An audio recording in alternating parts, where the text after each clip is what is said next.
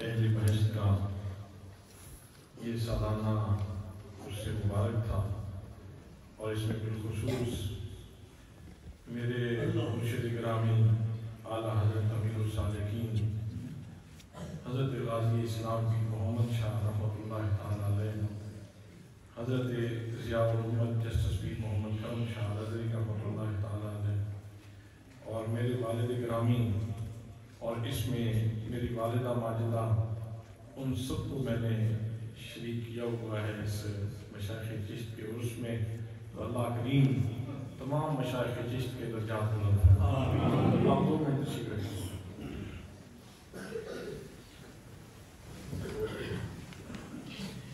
الحمدللہ اللہ کے فضل سے، اللہ کریم کی عنایت سے جتنے پھول آپ نے سونگے یقیناً آپ نے محبت رسول کی خوشبو محسوس کی ہو۔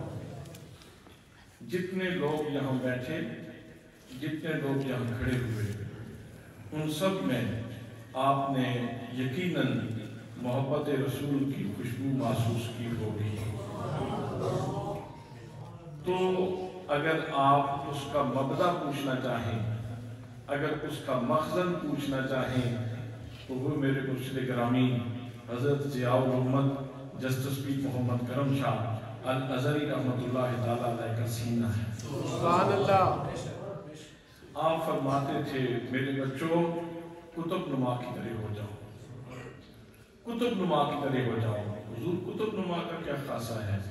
فرمایا کتب نما کا خاصہ یہ ہے کہ اس کو ہند میں رکھو یا سندھ میں رکھو، اس کو پنجاب میں رکھو یا بلوچستان میں رکھو، جب بھی اس کو رکھو گے تو اس کی سوئی قطبی تارے کی طرف ہوگی۔ تم جہاں بھی جاؤ تمہارے دل کی سوئی مدینے کی جانب ہوگی۔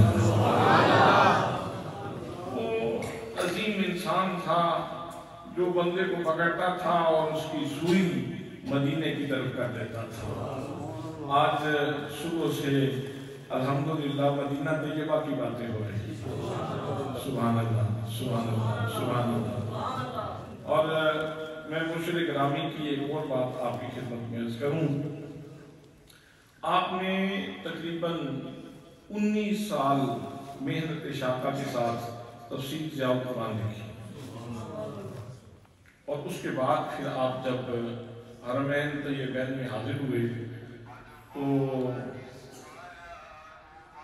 انداز یہ تھا کہ ایک رومال اپنے گلے میں اور ایک رومال اپنے لخت جگر نور نظر حضور سیدی و مرشدی حضرت قبلہ پیر محمد امین الاسناد شاہ صاحب کے گلے میں، اور سر کے اوپر تفسیر ضیاء القرآن رکھی ہوئی ہے۔ دونوں رومال آپ نے اس طرح پکڑے ہوئے ہیں، آنکھیں برس رہی ہیں، اور حضور کی بارگاہ میں رو کے عرض کر رہے ہیں یا رسول اللہ یہ میری کل کائنات ہے، قبول فرما لے، یہ میری کل کنجی ہے، قبول فرما لے۔ حضرات محترم، اس مرد کلندر نے محبتیں بانٹی ہیں۔ یہی وجہ ہے کہ ہمارے جتنے عزیز، جتنے دوست، جتنے بھائی تشریف لائے، انہوں نے آپ کے سامنے سوغات محبت کو عام کیا ہے، سوغات محبت کو عام کیا ہے۔ ہم یہ عرس کیوں کرتے ہیں، یہ اللہ والوں سے محبت کیوں کرتے ہیں؟ یہ کوئی اتنا مشکل سوال تو نہیں، لیکن ایک بات کہہ دیتا ہوں۔ حضرت سیدی سکتی رحمۃ اللہ تعالیٰ علیہ نے ایک بندے کو دیکھا، وہ اللہ اللہ کر رہا تھا، لیکن اس کے منہ سے شراب کی لالیں ٹپک رہی تھی۔ آپ نے اسے پکڑا، کہا بندے خدا، میرے رب کا اتنا پاک نام اور تو اپنے غلیظ منہ سے میرے رب کا نام لے رہا ہے۔ آپ نے اس کا بازو پکڑا اور اس کو تالاب کے اوپر لے گئے۔ تالاب پہ جا کے آپ نے اس کا منہ اچھے طریقے سے صاف کروایا، فرمایا اب لو میرے رب کا نام، اب میرے رب کا نام لو۔ آپ نے وہ نصیحت کرنے کے بعد اس کو فارغ کر دیا، وہ چلا گیا۔ رات ہوئی نا، تو جب تہجد کا وقت ہوا تو حضرت سیدی سکتی مسجد میں آئے نماز تہجد کی ادائیگی کے لیے۔ جیسے مسجد کے قریب پہنچے نا تو اندر سے کسی کے چیخنے کی آواز آ رہی تھی، کوئی رو رہا تھا، کوئی درد سے رو رہا تھا، کوئی اپنے رب کی بارگاہ میں پیار کا دیپ جلائے ہوئے بیٹھا تھا۔ کہا نفل روزے پڑھتے ہیں، اس طرح کے گلے خنداں، اس طرح کے گوہرے یکدانہ کبھی کبھی ملتے ہیں، تو آج نوافل بعد میں ادا کیے جائیں گے، پہلے اس اللہ کے بندے کی زیارت کی جائے گی۔ دیکھو سارا جہان سویا ہوا ہے، اس کو رب کا پیار سونے نہیں دیتا۔ جب قریب گئے تو احساس کر لیا کہ سجدے میں تو ہیں لیکن اپنی علاقائی زبان میں بات کر رہے ہیں، تو اس کا مطلب یہ ہے کہ نماز میں نہیں ہے۔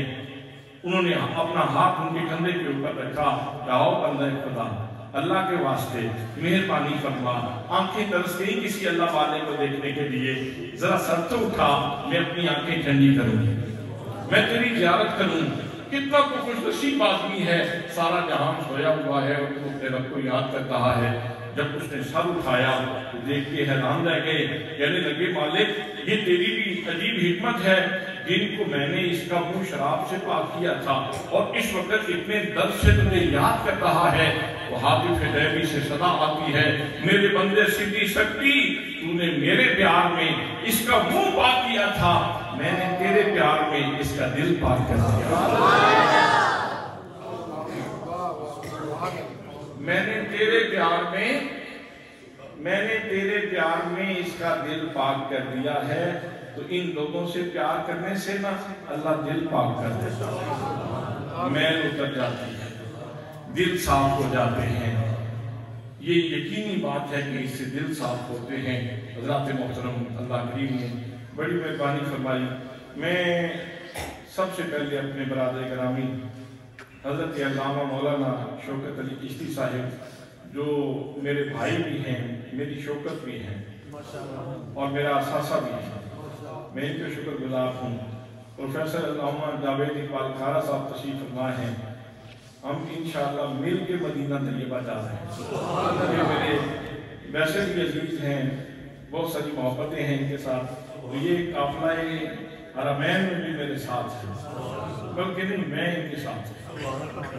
میں نے ان سے کہا تھا کہ انہوں نے پوسٹ لکھی تو کہا زیر قیادت میرا نام لکھا، میں نے کہا وہ قیادت کرنے کی جگہ نہیں، وہاں تو منطق کو قبول فرما لے تو بڑی بات ہے، وہاں تو قائد بن کے نہیں جایا جاتا، وہاں تو منتا بن کے جایا جاتا ہے، وہاں تو سائل بن کے جایا جاتا ہے۔ تو اللہ یہاں یہ ہمارے عزیز بھائی فرید مصطفی صاحب ہیں، سائیکالوجسٹ ہیں، یہ بھی ہمارے اس قافلے کا حصہ ہے۔ میں علامہ پیر ضیاء احمد شاہ ہاشمی صاحب، یہ ان کا خمیر ہی محبت سے گندا ہوا ہے، اور میں اپنے عزیزوں کی کیا تعریف کروں۔ مولانا حسن اللہ ہے، مولانا یہ شکیل صاحب کی تقریر رہ گئی، یہ ان کی قضا ہو گئی یہ تقریر، اگر وقت پہ آتے تو ان کی بھی تقریر ہوتی، تو یہ ان کی مس ہو گئی ہے، انشاءاللہ پھر کبھی۔ علامہ ضمیر الحسن صاحب ہیں، اور آپ سارے لوگ، میں سب کا فرداً شکریہ ادا کرتا ہوں۔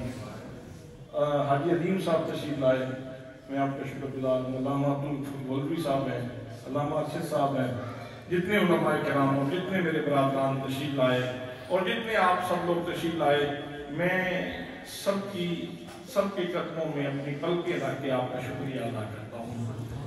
بہت شکریہ۔ ابھی اذان ہوگی اور فوراً بعد جماعت ہوگی انشاءاللہ۔